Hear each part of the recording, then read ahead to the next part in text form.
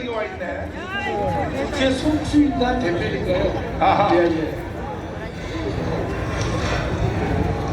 또 우리 측 변호사들도 저기 와 있고. 네. 네. 대통령은 오늘 저 자리에 안 가셨죠? 네, 네. 네. 지난번에 한덕수 총리도 안 지금부터 갔잖아요. 2024 헌납 8 자, 대통령 윤석열 탄핵 사건에 대한 선고를 시작하겠습니다. 자, 먼저 적법 요건에 관하여 살펴보겠습니다. 이 사건 계엄 선포가 사법심사의 대상이 되는지에 관하여 보겠습니다. 고위공직자의 헌법 및 법률 위반으로부터 헌법 질서를 수호하고자 하는 탄핵 심판의 취지를 고려하면 이 사건 계엄 선포가 고도의 정치적 결단을 요하는 행위라 하더라도 그 헌법 및 법률 위반 여부를 심사할 수 있습니다. 국회 법사의 조사 없이 이 사건 탄핵 소추안을 의결한 점에 대하여 보겠습니다. 헌법은 국회의 소추 절차를 입법에 맡기고 있고 국회법은 법사위 조사 여부를 국회의 재량으로 규정하고 있습니다. 따라서 법사위의 조사가 없었다고 하여 탄핵 소추 의결이 부적법하다고 볼 수 없습니다. 이 사건 탄핵 소추안의 의결이 일사부재의 원칙에 위반되는지 여부에 대해서 보겠습니다. 국회법은 부결된 안건을 같은 회기 중에 다시 발의할 수 없도록 규정하고 있습니다. 피청구인에 대한 1차 탄핵 소추안이 제418회 정기회 회기에 투표 불성립되었지만 이 사건 탄핵 소추안은 제419회 임시회 회기 중에 발의되었으므로 일사부재의 원칙에 위반되지 않습니다. 한편 이에 대해서는 다른 회기에도 탄핵 소추안의 발의 횟수를 제한하는 입법이 필요하다는 재판관 정형식의 보충 의견이 있습니다.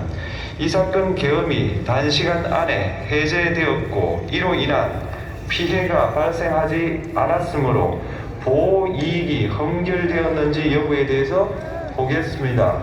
이 사건 계엄이 해제되었다고 하더라도 이 사건 계엄으로 인하여 이 사건 탄핵 사유는 이미 발생하였으므로 심판의 이익이 부정된다고 볼 수 없습니다. 소추 의결서에서 내란죄 등 형법 위반 행위로 구성하였던 것을 탄핵 심판 청구 이후에 헌법 위반 행위로 포섭하여 주장한 점에 대하여 보겠습니다. 기본적 사실관계는 동일하게 유지하면서 적용 법조문을 철회, 변경하는 것은 소추사유의 철회, 변경에 해당하지 않으므로 특별한 절차를 거치지 않더라도 허용됩니다. 피청구인은 소추사유에 뇌란죄 관련 부분이 없었다면 의결 정족수를 충족하지 못하였을 것이라고 주장하지만 이는 가정적 주장에 불과하며 객관적으로 뒷받침할 만한 근거도 없습니다. 대통령의 지위를 탈취하기 위하여 탄핵 소추권을 남용하였다는 주장에 대하여 보겠습니다. 이 사건 탄핵 소추안의 의결 과정이 적법하고 피소추자의 헌법 또는 법률 위반이 일정 수준 이상 소명되었으므로 탄핵 소추권이 남용되었다고 볼 수 없습니다. 그렇다면 이 사건 탄핵 심판 청구는 적법합니다. 한편 증거법칙과 관련하여 탄핵 심판 절차에서 형사소송법상 전문 법칙을 완화하여 적용할 수 있다는 재판관 이미선, 김영두의 보충 의견과 탄핵 심판 절차에서 앞으로는 전문 법칙을 보다 엄격하게 적용할 필요가 있다는 재판관 김복형, 조한창의 보충 의견이 있습니다. 다음으로 피청구인이 직무집행에 있어 헌법이나 법률을 위반하였는지 피청구인의 법 위반 행위가 피청구인을 파면할 만큼 중대한 것인지에 관하여 살펴보겠습니다. 우선 소추 사유별로 살펴보겠습니다. 1. 이 사건 계엄 선포에 관하여 보겠습니다. 헌법 및 계엄법에 따르면 비상계엄 선포의 실체적 요건 중 하나는 전시, 사변 또는 이에 준하는 국가 비상사태로 적가 교전 상태에 있거나 사회 질서가 극도로 교란되어 행정 및 사법 기능의 수행이 현저히 곤란한 상황이 현실적으로 발생하여야 한다는 것입니다. 피청구인은 야당이 다수 의석을 차지한 국회의 이례적인 탄핵소추 추진, 일방적인 입법권 행사 및 예산삭감 시도 등의 전횡으로 인하여 위와 같은 중대한 위기사항이 발생하였다고 주장합니다.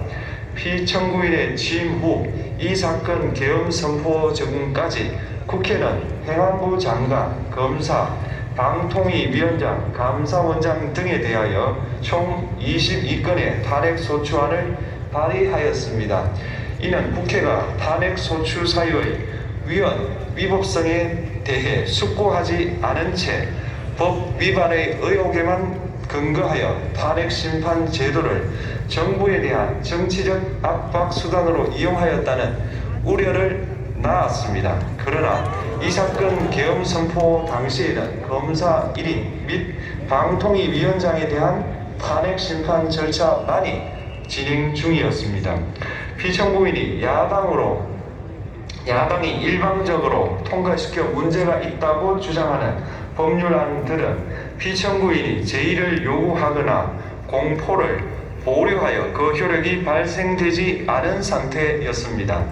2025년도 예산안은 2024년 예산을 집행하고 있었던 이 사건 계엄 선포 당시 상황에 어떠한 영향을 미칠 수 없고 위 예산안에 대하여 국회 예결특위의 의결이 있었을 뿐 본회의의 의결이 있었던 것도 아닙니다. 따라서 국회의 탄핵소추, 입법, 예산안 심의 등의 권한 행사가 이 사건 계엄 선포 당시 중대한 위기상황을 현실적으로 발생시켰다고 볼 수 없습니다.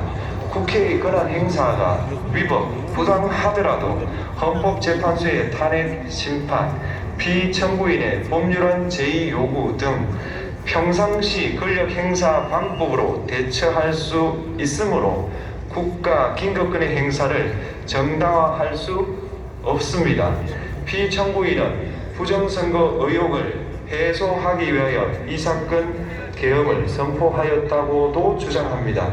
그러나 어떠한 의혹이 있다는 것만으로 중대한 위기 상황이 현실적으로 발생하였다고 볼 수는 없습니다. 또한 중앙선관위는 제22대 국회의원 선거 전에 보안 취약점에 대하여 대부분 조치하였다고 발표하였으며 사전, 우편, 투표함, 보관장소, CCTV 영상을 24시간 공개하고 개표 과정에 수검표 제도를 도입하는 등의 대책을 마련하였다는 점에서도 피청구인의 주장은 타당하다고 볼 수 없습니다.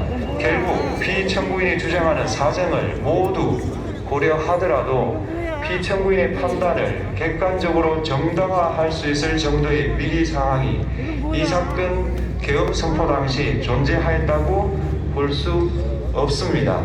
헌법과 계엄법은 비상계엄 선포의 실체적 요건으로 병력으로서 군사상의 필요에 응하거나 공공의 안녕질서를 유지할 필요와 목적이 있을 것을 요구하고 있습니다.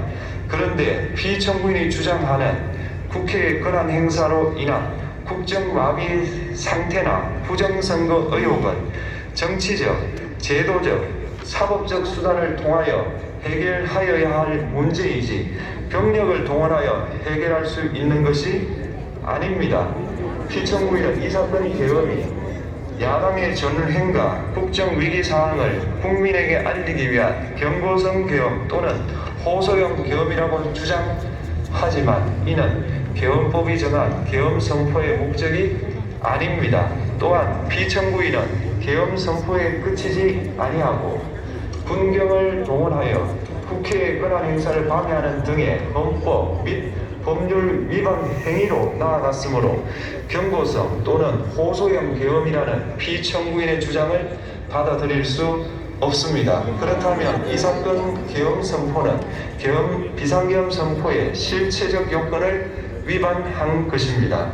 다음으로 이 사건 계엄 선포가 절차적 요건을 준수하였는지에 관하여 보겠습니다. 계엄 선포 및 계엄 살인관 임명은 국무회의의 심의를 거쳐야 합니다. 피청구인이 이 사건 계엄을 선포하기 직전에 국무총리 및 구명의 국무위원에게 계엄 선포의 취지를 간략히 설명한 사실은 인정됩니다. 그러나 피청구인은 계엄살인관 등 이 사건 계엄의 구체적인 내용을 설명하지 않았고 다른 구성원들에게 의견을 진술할 기회를 부여하지 않은 점을 고려하면 이 사건 계엄 선포에 관한 심의가 이루어졌다고 보기도 어렵습니다. 그 외에도 피청구인은 국무총리와 관계 국무위원이 비상계엄 선포문에 부서하지 않았음에도 이 사건 계엄을 선포하였고 그 시행 일시, 시행 지역 및 계엄사령관을 공고하지 않았으며 지체 없이 국회에 통고하지도 않았으므로 헌법 및 계엄법이 정한 비상계엄 선포의 절차적 요건을 위반하였습니다. 이 국회에 대한 국경 투입에 관하여 보겠습니다. 피청구인은 국방부 장관에게 국회에 군대를 투입할 것을 지시하였습니다. 이에 군인들은 헬기 등을 이용하여 국회 경내로 진입하였고 일부는 유리창을 깨고 공간 내부로 들어가기도 하였습니다. 피청구인은 육군 특수전 사령관 등에게 의결 정족수가 채워지지 않은 것 같으니 문을 부수고 들어가서 안에 있는 인원들을 끄집어내라 는 등의 지시를 하였습니다. 또한 피청구인은 경찰청장에게 계엄살인관을 통하여 이 사건 포고령의 내용을 알려주고 직접 6차례 전화를 하기도 하였습니다. 이에 경찰청장은 국회 출입을 전면 차단하도록 하였습니다. 이는 이로 인하여 국회로 모이고 있던 국회의원들 중 일부는 담장을 넘어가야 했거나 아예 들어가지 못하였습니다. 한편 국방부 장관은 필요시 체포할 목적으로 국군 방첩사령관에게 국회의장, 각 정당 대표 등 14명의 위치를 확인하라고 지시하였습니다. 피청구인은 국가정보원 1차장에게 전화하여 국군 방첩사령부를 지원하라고 하였고 국군 방첩사령관은 국가정보원 1차장에게 위 사람들에 대한 위치 확인을 요청하였습니다. 이와 같이 피청구인은 군경을 투입하여 국회의원의 국회 출입을 통제하는 한편 이들을 끌어내라고 지시함으로써 국회의 권한 행사를 방해하였으므로 국회에 계엄해제 요구권을 부여한 헌법조항을 위반하였고 국회의원의 심의표결권, 불체포 특권을 침해하였습니다. 또한 각 정당의 대표 등에 대한 위치 확인 시도에 관여함으로써 정당 활동의 자유를 침해하였습니다.